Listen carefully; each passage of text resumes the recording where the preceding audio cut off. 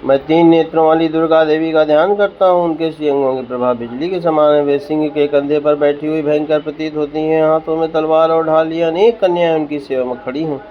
वे अपने हाथों में चक्र, गदा, तलवार, ढाल, बाण, धनुष, पाश और तर्जनी मुद्रा धारण किए हुए। उनका स्वरूप अग्निमय है तथा वे माथे पर चंद्रमा का मुकुट धारण करती हैं। देवी बोली, देवताओं, जो एकाग्रचित होकर प्रतिदिन इन स्तुतियों से मेरा स्तमन करेगा, उसकी सारी बाधा मैं निश्चय ही दूर कर दूंगी। जो मधुकैटभ का नाश, महिषासुर का वध तथा निशुम्भ के संहार के प्रसंग का पाठ करेंगे तथा अष्टमी, चतुर्दशी और नवमी को भी एकाग्रचित हो भक्तिपूर्वक मेरे उत्तम महात्म्य का श्रवण करेंगे, उन्हें कोई पाप नहीं छू सकेगा। उन पर पाप जनित आपत्तियां भी नहीं आएंगी। उनके घर में कभी दरिद्रता नहीं होगी तथा उनको कभी प्रेमी जनों के विछोह का कष्ट भी नहीं भोगना पड़ेगा। इतना ही नहीं, उन्हें शत्रुओं से, लुटेरों से, राजा से, शत्रु से, शस्त्र से, अग्नि से तथा जल की राशि से भी कभी भय नहीं होगा। इसलिए सबको एकाग्रचित होकर भक्तिपूर्वक मेरे इस महात्मा को सदा पढ़ना और सुनना चाहिए। यह परम कल्याणकारक है। मेरा महात्मा महामारी जनित समस्त उपद्रवों तथा आध्यात्मिक आदि 3 प्रकार के उत्पातों को शांत करने वाला है।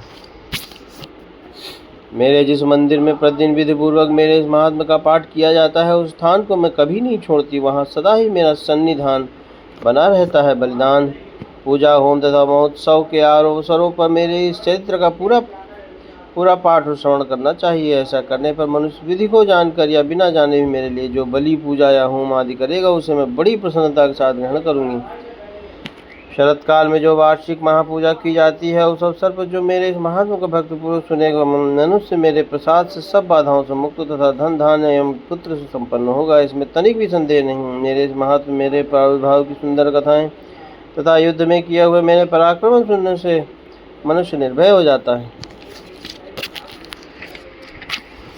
मेरे महत्व का श्रवण करने वाले पुरुषों के शत्रु नष्ट हो जाते हैं। उन्हें कल्याण की प्राप्ति होती तथा उनका कुल आनंदित रहता है। सर्वत्र शांति, कर्म में बुरे स्वप्न दिखाई देने पर तथा ग्रह जनित भयंकर पीड़ा उपस्थित होने पर मेरा महात्म श्रवण करना चाहिए। इससे सब विघ्न तथा भयंकर ग्रह पीड़ाएं शांत हो जाती है और मनुष्यों द्वारा देखा हुआ दुस्वप्न शुभ स्वप्न में परिवर्तित हो जाता है। बाल ग्रहों से आक्रांत हुए बालकों के लिए यह महात्म्य शांति कारक तथा मनुष्यों के संगठन में फूट होने पर अच्छी प्रकार मित्रता कराने वाला होता है। यह महात्म्य समस्त दुराचारियों के बल का नाश कराने वाला है। इसके पाठ मात्र से राक्षसों, भूतों और पिशाचों का नाश हो जाता है। मेरा यह सब महात्म्य मेरे समीप की प्राप्ति कराने वाला है। पशु, पुष्प, अर्घ्य, धूप, दीप, गंध आदि उत्तम सामग्रियों द्वारा पूजन करने से, ब्राह्मणों को भोजन कराने से, होम करने से, प्रतिदिन अभिषेक करने से, नाना प्रकार के अन्य भागों का अर्पण करने से तथा दान देने आदि से 1 वर्ष तक जो मेरी आराधना की जाती है और उससे मुझे जितनी प्रसन्नता होती है, उतनी प्रसन्नता मेरे इस उत्तम चरित्र का एक बार श्रवण करने मात्र से हो जाती है। महात्मा श्रवण करने पर पापों को हल लेता है और आरोग्य प्रदान करता है। मेरे प्रादुर्भाव का कीर्तन समस्त भूतों से रक्षा करता है तथा मेरा युद्ध विषयक चरित्र दुष्ट दैत्यों का संहार करने वाला है। इसके श्रवण करने पर मनुष्यों को शत्रु का भय नहीं रहता। देवताओं, तुमने और ब्रह्मर्षियों ने जो मेरी स्तुति की है तथा ब्रह्मा जी ने जो स्तुतियाँ की हैं, वे सभी कल्याणमयी बुद्धि प्रदान करती हैं। वन में, सूने मार्ग में अथवा दावानल से घिर जाने पर, निर्जन स्थान में लुटेरों के दाव में पड़ जाने पर या शत्रुओं से पकड़ जाने पर अथवा जंगल में सिंह, व्याघ्र या जंगली हाथियों के पीछा करने पर, कुपित राजा के आदेश से वध या बंधन के स्थान में ले जाए जाने पर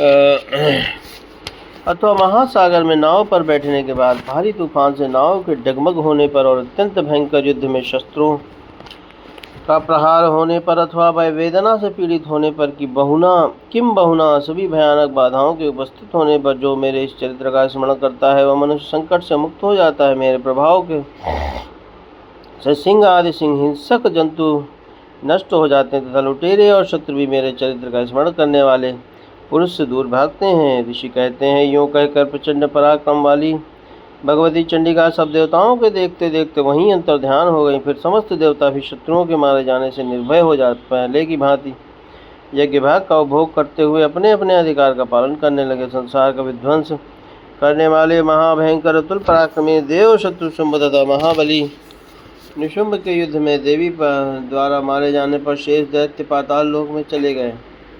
राजन, इस प्रकार भगवती अंबिका देवी नित्य होती हुई भी पुनः पुनः प्रकट होकर जगत की रक्षा करती हैं। वे ही इस विश्व को मोहित करती हैं, वे ही जगत को जन्म देती हैं तथा वे ही प्रार्थना करने में संतुष्ट एवं विज्ञान एवं समृद्धि प्रदान करती हैं। राजन, महाप्रलय के समय महामारी का स्वरूप धारण करने वाली वे महाकाली ही समय समस्त ब्रह्मांड में व्याप्त हैं। वे ही समय समय पर महामारी होती हैं, वे ही समय स्वयं अजन्मा होती हुई भी सृष्टि के रूप में प्रकट होती हैं। वे सनातनी देवी समयानुसार संपूर्ण भूतों की रक्षा करती है। मनुष्य के अभ्युदय के समय वे ही घर में लक्ष्मी के रूप में स्थित हो उन्नति प्रदान करती हैं, और वे ही वभाव के समय दरिद्रता बनकर विनाश का कारण होती हैं। पुष्प, धूप, गंध आदि से पूजन करके उसकी स्तुति करने पर वे धन, पुत्र, धार्मिक बुद्धि तथा उत्तम गति प्रदान करती हैं। इस प्रकार से मार्कंडेय पुराण में सावर्णिक मनवंतर की कथा के अंतर्गत देवी महात्म्य फलस्तुति नामक 12वां अध्याय पूरा हुआ। जो उदय काल के सूर्यमंडल की सी कांति धारण करने वाली हैं, जिनके 4 भुजाएं और 3 नेत्र हैं,